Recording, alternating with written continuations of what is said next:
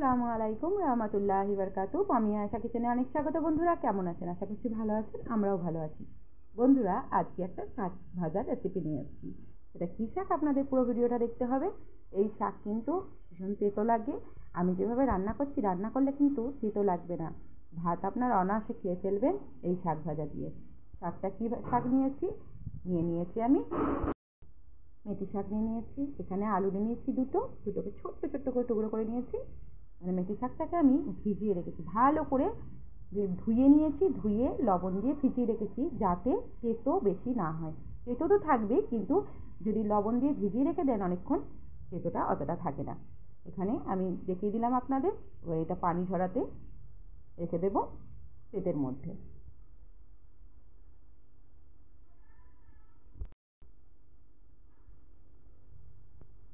আমি শাকটাকে দেখাচ্ছি। এখানে আমি একটা বেগুন নিয়েছি লম্বা সাইজের, সেটাকেও টুকরো করে কেটে রেখে দিয়েছি। এবং দেখালাম বড়ি নিয়েছি। এখানে কড়াই বসিয়ে দিয়েছি গরম হতে। আমি সর্ষের তেল দিয়ে রান্নাটা করব। সর্ষের তেল দিয়ে দেব। দেখুন, একটু সর্ষের তেল দিয়ে দিলাম বেশি করে। আমি বড়িটাকে ভালোভাবে ভেজে নেবো বলে সর্ষের তেলটা গরম করে নেব। ভালোভাবে গরম হয়ে গেছে এবং আমি বড়িগুলো দিয়ে দেব। আপনাদের যদি বড়ি ভালো না লাগে, বড়িটাকে আপনারা নাও দিতে পারেন, কিন্তু আমার কিন্তু খুব ভালো লাগে বড়ি। মুগের ডালের বড়ি এটা। বড়িগুলোকে ভেজে নেব। দেখুন সুন্দরভাবে কালার চলে আসছে বড়িগুলো যে তেলটা টেনেছে, একটু বড়িগুলোকে আমি যদি সাইড করে দিই, ওই তেলটা ঝরে যাবে, অনেকখানি তেল কিন্তু ঝরে যাবে। আমি বড়িগুলোকে সাইড করে রেখে আমি তুলে নিয়েছি এবং দেখাবো আপনাদের যে কতটা তেল চলে আসবে। ওই তেলটাতেই আমি রান্না করব। দেখুন এইভাবে তেল আসছে, আমি সাইডে সরিয়ে বড়িগুলোকে তুলে নেব।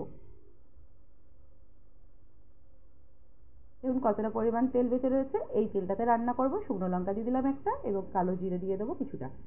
দিয়ে আমি একটু অপেক্ষা করব। দেখুন ভাজা হয়ে গেছে। এর মধ্যে দিয়ে দেবো আলুগুলো, বেগুনগুলো। দুটো ছোটো ছোটো আলু করে কেটে নিয়েছি। আলুগুলো খুব বেশি বড় ছিল না। এবং বেগুন নিয়েছি, একটা বড় সাইজের বেগুনকে টুকরো টুকরো করে কেটে নিয়েছি। এবার বেগুনগুলোকে একটু নাড়াচাড়া করে নিয়ে একটু হলুদ আর একটু লবণ দিয়ে আমি ভেজে নেব। গ্যাসের ফ্লেমটা কিন্তু আস্তে আছে। রান্নাটা আমি একদম গ্যাসের ফ্লেমটা আস্তে দিয়েই করব।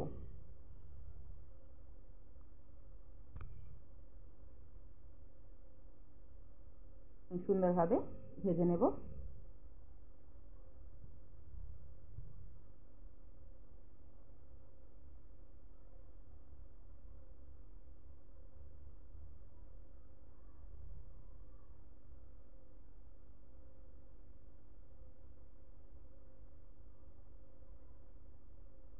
এবার আবার ফিরে এলাম। আমি প্রায় 4-5 মিনিট ধরে নাড়াচাড়া করছি গ্যাসের ফ্লেমটা আস্তে দিয়ে।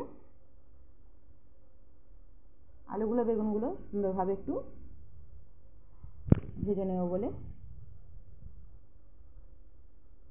এর মধ্যে দিয়ে দেবো আমি শাকগুলো। শাকটাকে পানি ঝরাতে দিয়ে দিয়েছিলাম পেঁপেতে, শাকটাকে আমি দিয়ে দিলাম কড়াইয়ের মধ্যে। শাকটা এক্ষুনি কম হয়ে যাবে, একটু লবণ দিয়ে সময় দিলেই কমে যাবে। এখন নাড়াচাড়া করবো না, এর ওপর থেকে সামান্য একটু লবণ দিয়ে হতে দেব।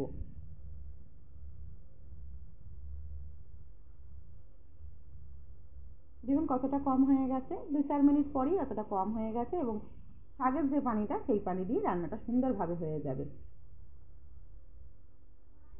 বেগুন আলু ভাজার সময় লবণ দিয়েছিলাম, শাক সেদ্ধর সময় আবার লবণ দিয়েছি। এখন আর লবণ অ্যাড করবো না। শুধু গ্যাসের ফ্লেমটা আস্তে দিয়ে আমি সুন্দরভাবে ভাজতে থাকবো।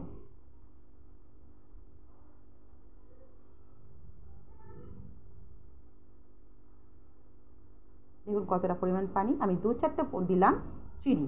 আপনারা যদি চিনি না দিতে চান দেবেন না, কিন্তু চিনি দিলে কি হয়, মিষ্টি হবে না, শাকের ব্যালেন্সটা খুব সুন্দর লাগবে, ভালো লাগে খেতে শাকের মধ্যে সামান্য একটু চিনি দিলে। দেখুন ভাজাটা প্রায় হয়ে গেছে এবং নাড়াচাড়া করে নিচ্ছি ভালোভাবে।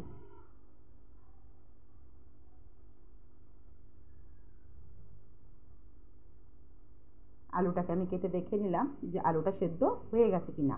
আলুটা প্রায় সেদ্ধ হয়ে গেছে। এর মধ্যে দিচ্ছি বড়িগুলোর কালারগুলো কত সুন্দর লাগছে ভাজার পর।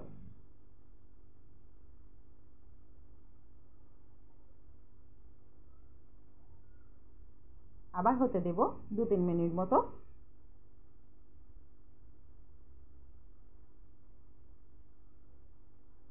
শাকটা প্রায় হয়ে এসেছে। এবার আমি লাস্টে গ্যাসের ফ্লেমটা জোর দিয়ে নাড়াচাড়া করতে থাকবো।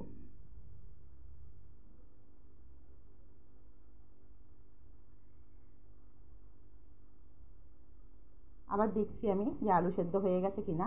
আলু কিন্তু সেদ্ধ হয়ে গেছে।